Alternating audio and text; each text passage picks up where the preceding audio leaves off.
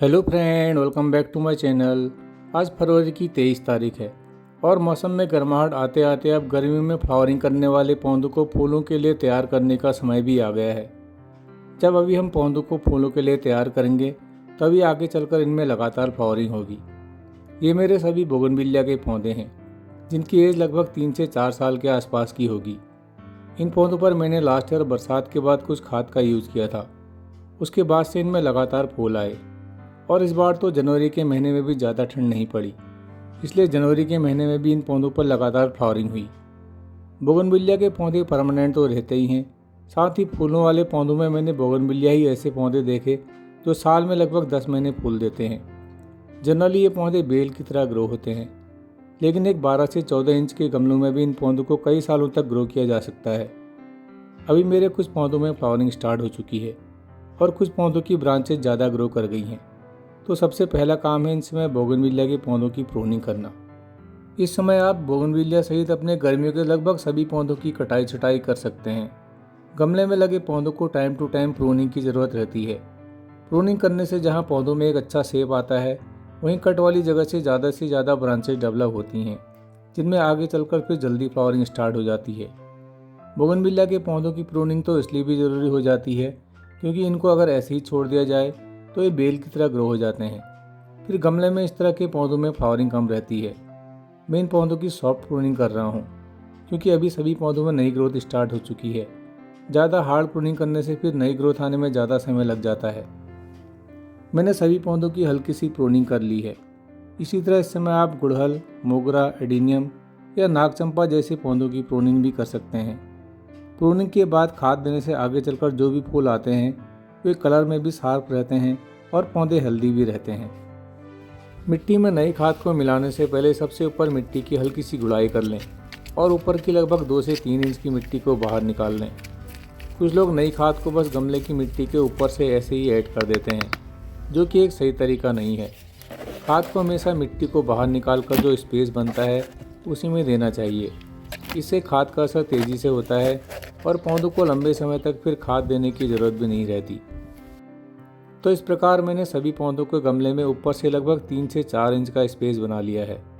आप इससे ज़्यादा स्पेस भी बना सकते हैं। अब बारी आती है पौधों में नई खाद को मिलाने की। नई खाद के लिए सबसे पहले मैंने ये वर्मी कंपोस्ट को लिया है। वर्मी कंपोस्ट आपको लगभग सभी नर्सरी या सीड शॉप में 20 रुपये पर केजी के रेट से मिल जाएगी।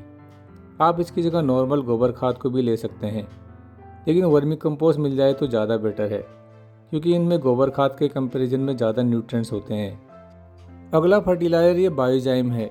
वर्मी कंपोस्ट की तरह ये भी बिल्कुल ऑर्गेनिक है और इसमें पौधों की ग्रोथ और फ्लावरिंग के लिए ज़रूरी सभी माइक्रो न्यूट्रिएंट्स होते हैं। बायोजाइम 70 से 80 रुपये किलो के रेट से सीड शॉप में मिल जाता है और 1 किलो का बायोजाइम 10 से 15 गमलों के लिए सफिशिएंट रहता है। मैंने दोनों नए फर्टिलाइज़र को निकाली गई मिट्टी में मिक्स कर लिया है। अगर आप केमिकल फर्टिलाइज़र का यूज़ करना चाहते हैं तो इसी मिक्सर में 50 ग्राम के आसपास DAP को भी मिक्स कर सकते हैं, या आप इसी मिक्सर में एप्सम सॉल्ट यानी कि मैग्नीशियम सल्फेट का यूज़ भी कर सकते हैं। एप्सम सॉल्ट में मैग्नीशियम और सल्फर होता है, जिससे पौधों में फोटोसिंथेसिस की प्रोसेस तेज़ी से होती है और पौधे बिल्कुल हेल्दी भी बने रहते हैं। बस अब इस नए मिक्सर को गमले के ऊपर से जो खाली स्पेस बना है उसमें भर दीजिए। इस तरह खाद को मिलाने से पौधों में खाद का असर जल्दी होता है और रिजल्ट भी अच्छे आते हैं। जब भी आप लंबे समय के बाद पौधों को खाद देते हैं तो कम से कम 2 खाद का यूज ज़रूर करें, क्योंकि गमले में लगे पौधों में न्यूट्रिएंट्स काफ़ी जल्दी एंड होते हैं। इसलिए जब पौधों को एक से ज़्यादा तरह के फर्टिलाइजर मिल जाते हैं तो उनकी ग्रोथ और फ्लावरिंग तेज़ी से होती है। जब भी आप किसी प्लांट के गमले में इस मेथड से नई खाद को मिलाते हैं तो गमले को मिट्टी से ऊपर तक ना भरें। ऊपर से हल्का सा स्पेस गुड़ाई करने या फिर पानी देने के लिए भी ज़रूर रख लें। तो फाइनली मैंने सभी पौधों को नए फर्टिलाइज़र दे दिए हैं और ये नए फर्टिलाइज़र आने वाले कुछ दिनों में पौधों को फूलों से भर देंगे। बोगनविलिया वैसे भी गर्मियों में ज़्यादा फूल देते हैं, इसलिए अपने बोगनविलिया के पौधों पर इस समय ये काम ज़रूर कर लें। मैंने लास्ट ईयर इन सभी पौधों की रूट ट्रिमिंग भी की थी, इसलिए मैंने इस बार इन पौधों को गमले से बाहर नहीं निकाला है। अगर आपके पौधे लंबे समय से एक ही गमले में लगे हुए हैं तो पहले आप प्लांट को गमले से बाहर निकाल कर उसकी जड़ों से मिट्टी को हटाकर हल्का सा जड़ों की ट्रिमिंग भी कर लें। इसके बाद ही उसमें नई खाद को मिलाएं, क्योंकि अगर प्लांट कई सालों से एक ही मिट्टी में लगा हुआ है तो फिर बिना रूट प्रूनिंग के प्लांट पर किसी भी खाद का असर नहीं होगा।